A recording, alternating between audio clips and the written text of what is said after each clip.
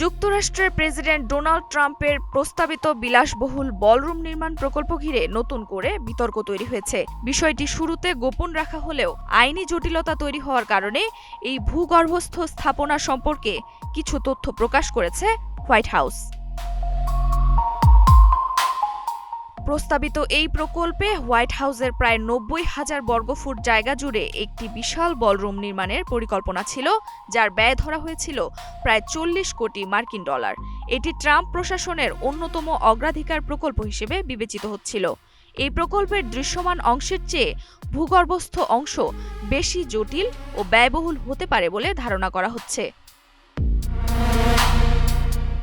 Ballroom তৈরির জন্য ইতোমধ্যে নির্মাণ কর্মীরা মাটি খুঁড়ে পুরনো প্রেসিডেন্সিয়াল ইমার্জেন্সি অপারেশনস সেন্টার ভেঙে নতুন বড় ও আধুনিক স্থাপনা নির্মাণের কাজ শুরু করেছেন।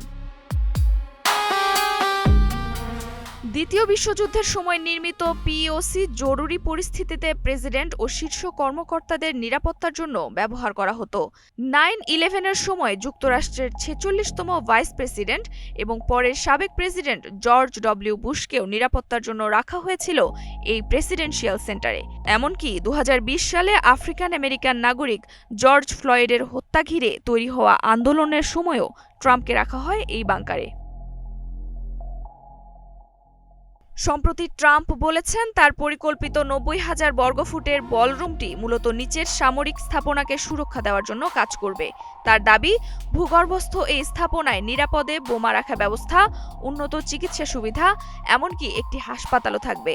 পাশাপাশি থাকবে নিরাপদ যোগাযোগ ব্যবস্থা ও জীবাণু অস্ত্র মোকাবিলার ব্যবস্থা।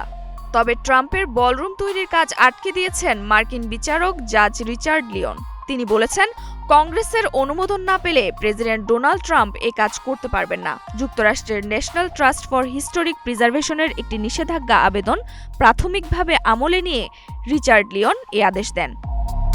নুসরাত জাহান জেরিন, নাগরিক প্রতিদিন।